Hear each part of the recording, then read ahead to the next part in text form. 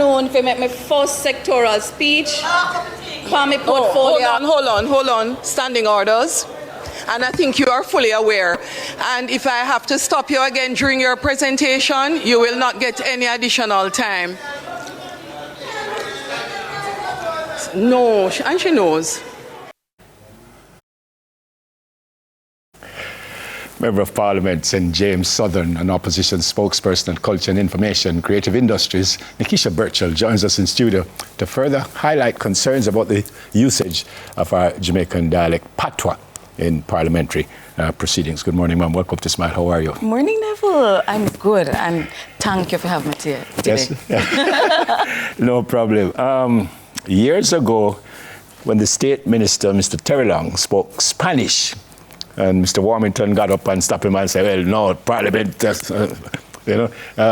what is it? It's number 6, I think it is. Yes, yeah? Standing order. Yeah, Standing Order 6, and says you're supposed to speak. And the same Speaker of the House said he got permission before, and she suspended the standing order so he could do that. Well, Mr. Warmington never buy that, by the way. Did you get permission to speak Patois before? I think the people gave me permission, but to be true to the letter of the standing order says the language for Parliament is English language. It does not say you can't speak Patois. And I've been in Parliament since October of last year, and I hear Patois talk in Parliament every day. In a presentation? In presentations, and nobody said, and I'm quoting here, but the Speaker didn't allow not even a sentence or two, and that's her prerogative. I'm not going to fight her. She is the umpire in the space, and I complied.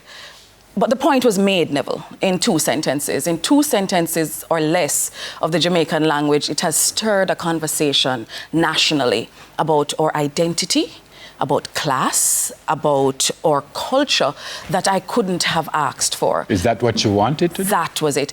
It wasn't about disrespecting Parliament. It was about disrupting Parliament. It was intentional.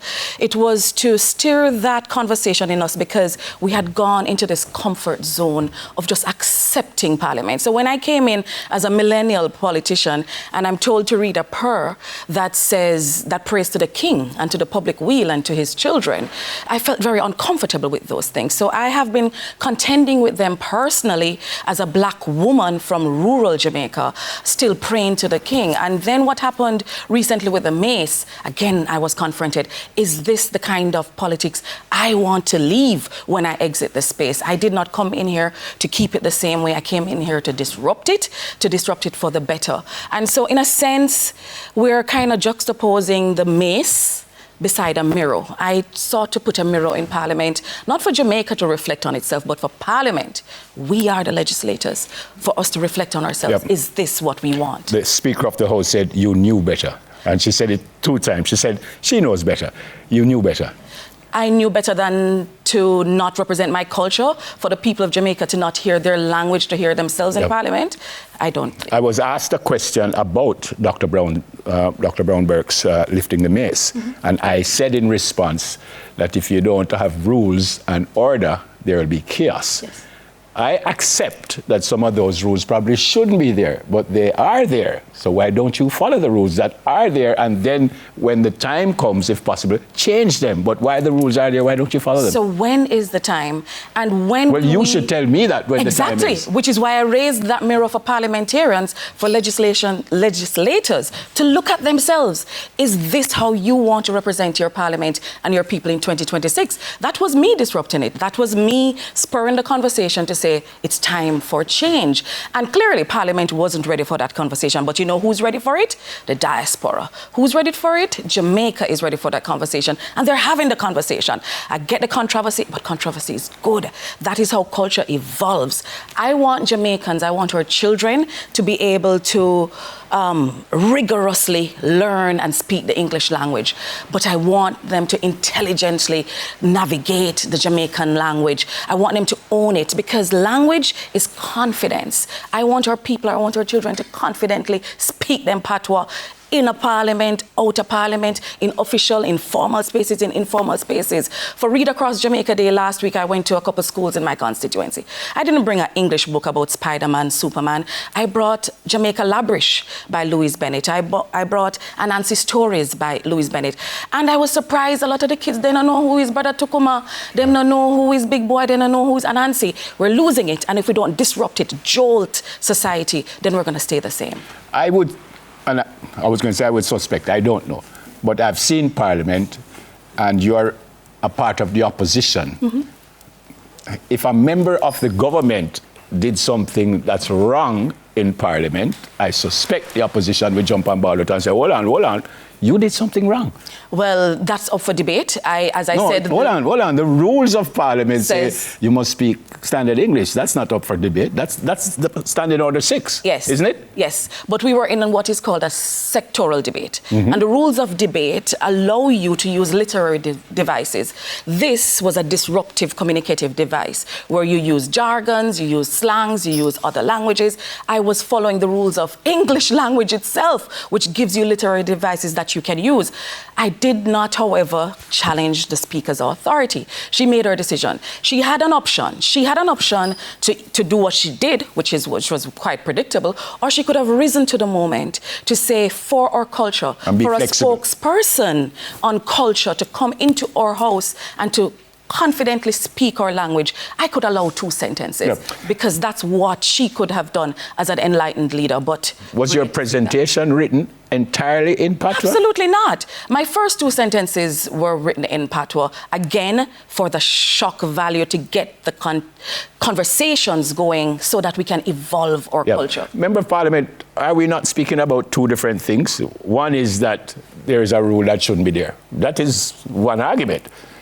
The other one is that you did not follow a rule that is there.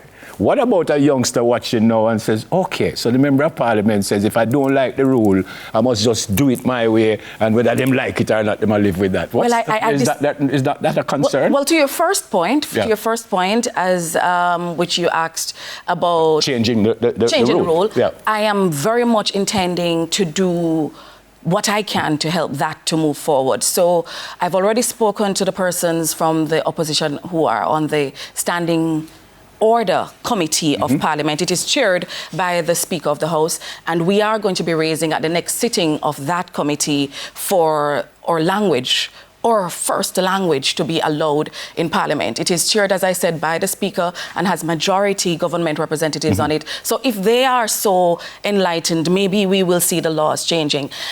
Secondly, about disruption. Disruption is not disrespect.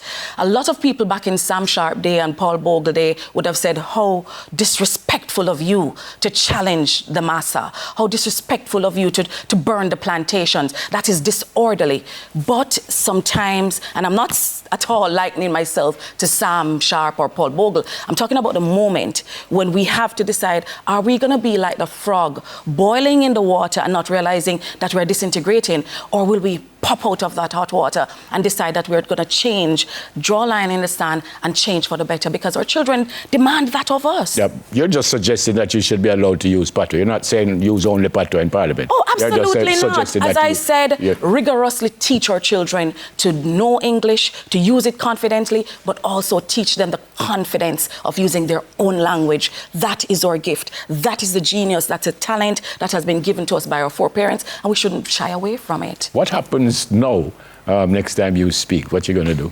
Boy, I don't want to pre up myself. I don't know, I'm a country girl from Garland, so Patois come out of my mouth naturally. I don't know I'm going to say it and then I get run out of the house. I go try, but I'm still going to use the systems, use the procedures in the house, be it bring a private member's motion if needs be, to allow me to talk naturally, man. The truth is, a lot of the things that we regurgitate in Parliament, some of us don't even understand it. We get these written things that we have to speak a certain way, and we're just like puppets, speaking it when we have a beautiful language here that the world loves and we hate. You did it because of your position as culture? Spokesperson for culture and creative industries. And that was about my broader topic, which was culture is not decoration. It's not something you take out as an item on a program. It is something that has value, intrinsic value, and also external value that we can monetize, but also that we can feel proud of. Yep. You answered the question already when I asked if the entire speech was in Patois, and you said no. Why did you not write the entire speech in Patois? Because I absolutely expected this speaker to rule that out of order. In other words, two lines were enough. In other words, you knew what you were doing. 2 lines were enough. In other words, you knew what you were doing. The point was made with 2 lines. No need to beat a dead horse. In other words, you knew what you were doing. No need to beat a dead horse. Jamaica is talking about culture and Patois today. Miss Lou is proud, I'm pleased, and I would do it again. Thanks for coming. Thank you for having me. For explaining yourself. Thank you so much. God bless you. And thanks for your service for us. Thank you. Member of Parliament and Opposition Spokesperson on Culture and Information, Creative Industries, Ms. Nekeisha Burchell. All right, still to come, the power of dub poetry. But first, the second edition of News in 5. Stay with us, please. Soon come.